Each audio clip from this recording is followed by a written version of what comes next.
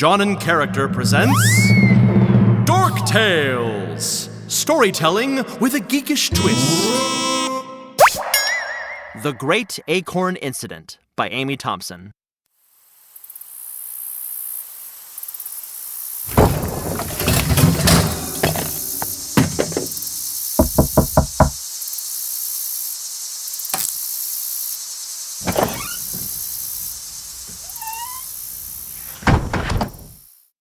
Oh, thank goodness it's you, Jonathan. All that racket gave me a fright. Reg, what's wrong? How can I help? What? Oh, you already have. You're here. But you texted me our secret code. NJINYTCSMRN. Or Ninjinitsmrn. Yes, I know our no joke, I need you to come save me right now rule is only for emergencies, but this panic-filled moment fits the bill. Are you sure? Jonathan, I've double-checked. This is definitely a time for Ninjinitsmrn. Oh, well, I'm here, so what's up? How can I help? I'm worried. Worried? About what? I don't know. Everything, nothing, you know. Oh, well, why don't you tell me about it, Reg? Well, I'm nervous. About? About the unknown. I don't know what I don't know, so I can't guarantee a good outcome from any decision, which means there is just as much of a chance for the outcome to be as unfavorable as it can be favorable. I can't leave my home for fear of some accident or danger lies in my path. And staying at home has me worried that I'm missing some crucial aspect of the world that everyone's talking about. You know, that FOMO thing. Then I fear I've got it all wrong. Ah. That's it. I text you at 3 a.m. to rush to my bedside, share my worries, and you respond with, ah. Oh, I'm sorry, Reg. I really do understand where you're coming from. You just made me realize how much uncertainty causes me anxiety, too. Anxiety? It's a feeling of fear, dread, or uneasiness, like worry in its ultimate form. And it really can stick with you and cause some of the feelings you're feeling right now. So, this is normal? Oh, yes, Reg. You're definitely in good company. So many of us experience worry and anxiety. I'm glad you called in a friend. You know, this is reminding me of a story. Would it be all right if I shared it? Maybe it'll bring you some peace of mind for the night. Well, it's worth a try. I'm certainly not sleeping anytime soon. All right. Once upon a time, there was a hen who lived on a large farm full of many animals. Her name was Henny Penny. Ha! Henny Penny. Good name. A solid start. Thanks. Henny Penny was outside, wandering under some oak trees, when an acorn fell from a tree and whack! It hit her on the head. Oh, another fear to add to my stay inside list. Falling objects. But Henny Penny didn't think it was an acorn falling from the sky. On that day, she concluded that it must be the sky itself falling. Oh dear, that would be quite intimidating. Right you are, Mr. Reg. Henny clucked. Oh my goodness! This is exactly the type of issue others should know about! I must go tell the king so they can make a royal decree that the sky is falling! So Henny Penny set off through the yard to warn the king.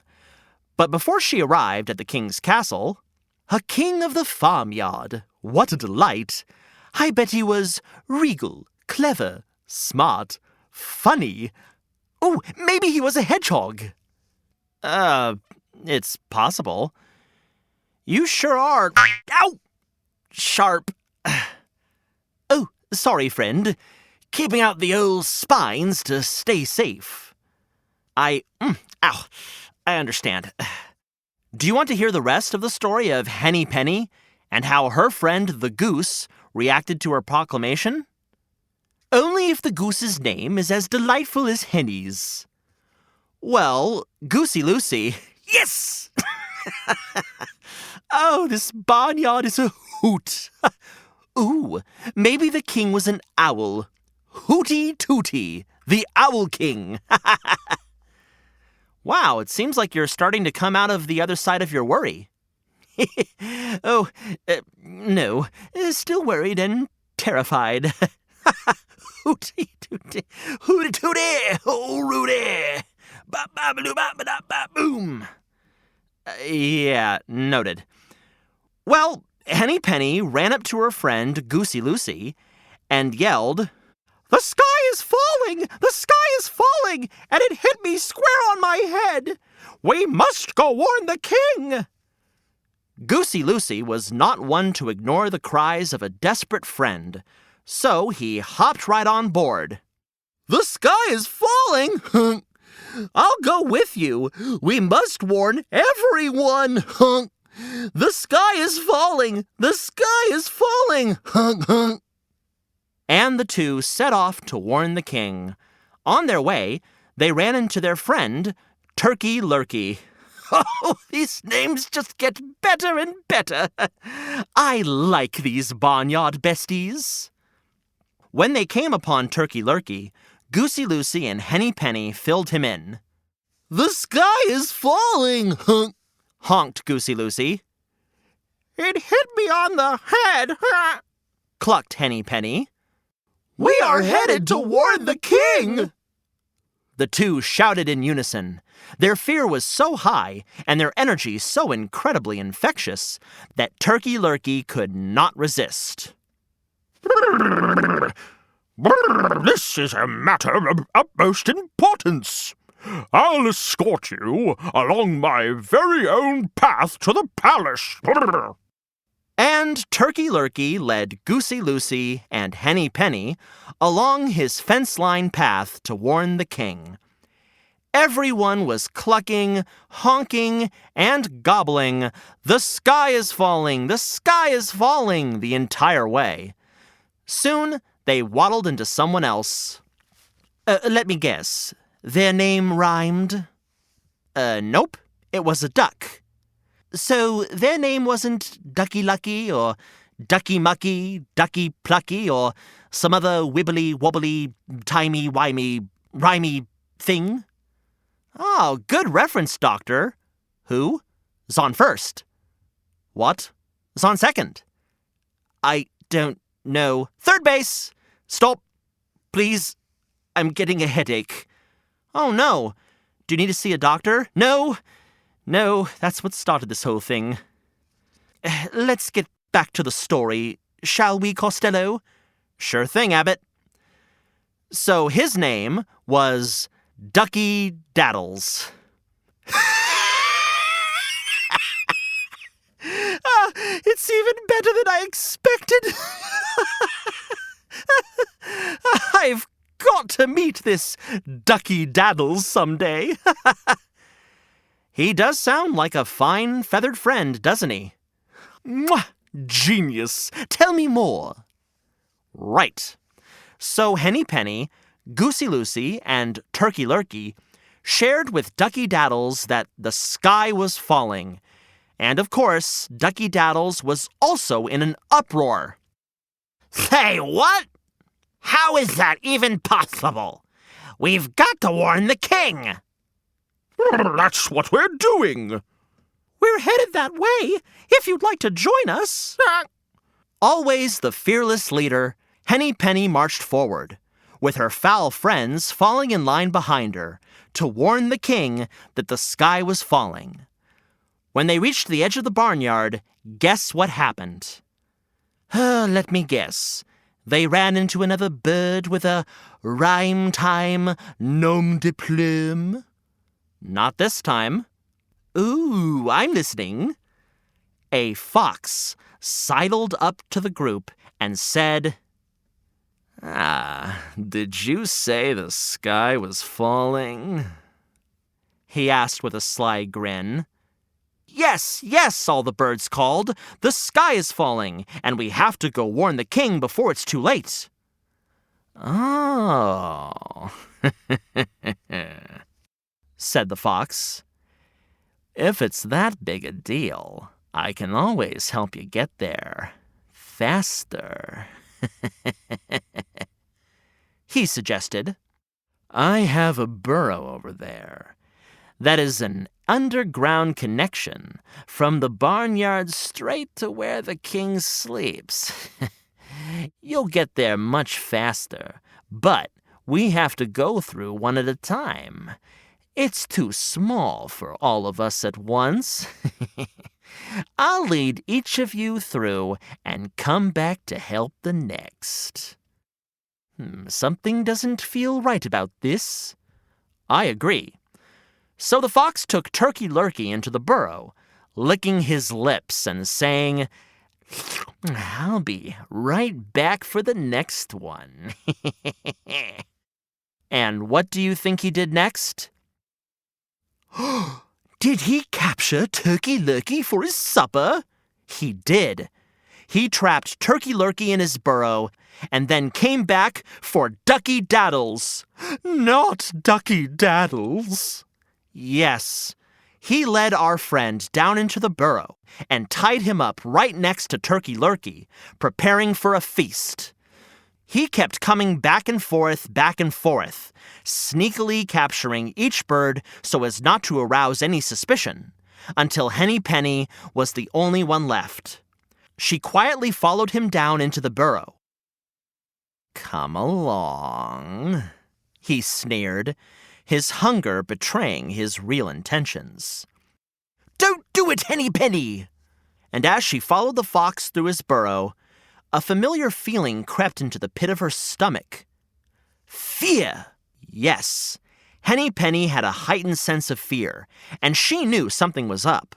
She noticed a trail of feathers, but didn't hear her friends waiting on the other side. She knew that it was time to spring into action, so, just before the fox went to catch her in his paws... Did she run? Did she yell out? Did the sky fall? Nope. What Fox didn't know about Henny Penny was that she was well trained in self-defense by legendary martial arts master Goose Lee. She expertly maneuvered her way through the burrow and grappled the critter to the ground.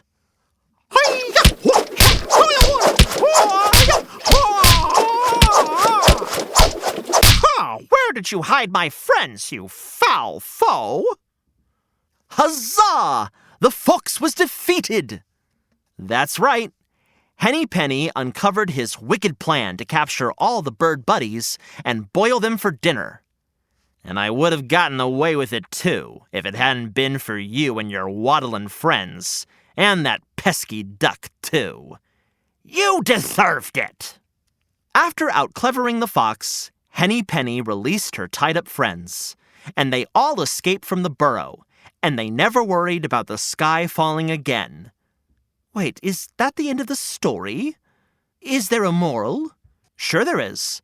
What do you think it was? Don't trust foxes? Well, I've met many clever and kind foxes myself, so no, not the moral. Maybe it was, don't follow a fox into a burrow. Getting closer. That, having a rhyming name is funny? Well, yes it is, but not quite. Ask yourself, what could Henny have learned from this experience? Maybe how to discern the difference between the sky and one acorn. Exactly. Sometimes our biggest worries and fears can lead us to some very big conclusions. And that's understandable. Anxiety can be really tough and cloud our vision. But it's good to find some tools to help us sort out what's happening and ease our worry. We can even learn how to call on friends to help us figure things out. And as those friends, we can learn how to ask more questions, listen, and understand the very big worries and where they're really coming from. instead of fanning the flames, as it were. Right. The second moral of this story is that being worried about something can be a good thing. Oh yes, sometimes our nerves keep us safe, like when Henny Penny just knew the fox was leading her into a trap. Exactly. We have to listen to what our gut is telling us to keep us safe. But when we start to feel like the sky is falling, it's good to take a step back, listen even more deeply, and call on some pals. That way we can still go out there and live life to the fullest. So you're saying I'm a bit like Henny Penny? Yes. Uncertainty is very scary, and that fear is hard to shake. But I love that Henny Penny and her friends learned more about how to listen to and understand those feelings. And Reg, I'll always be your Goosey Lucy, Turkey Lurkey, or Ducky Daddles. Thank you, mate, for helping make my night less scary. I appreciate you answering our personal ninjitschmern bat signal. IBT for you, whenever you need me, Reg. Now, next time you wake up in the middle of the night with anxiety about something that could go wrong or be dangerous, you can think about Henny Penny. Righto! Trust my gut and think about the bigger picture. Even from under your covers. Hey, friend, are you tired? No, I'm just a little sleepy. Think I can borrow your top bunk and nap until morning? It's too far to walk to my house right now. Oh, of course, mate. Climb on up. Thanks. Ooh, this is a comfy bed. Shall we count some sheep to get us back to sleep? Or maybe birds. Brilliant. 1 Turkey Lurkey, 2 Goosey Lucy, 3 Ducky Daddles, 4 Henny Penny.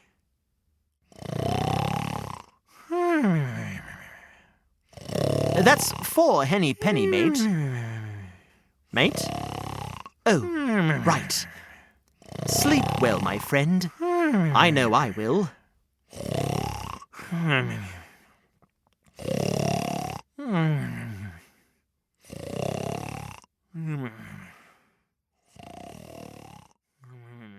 This has been a John and Character production.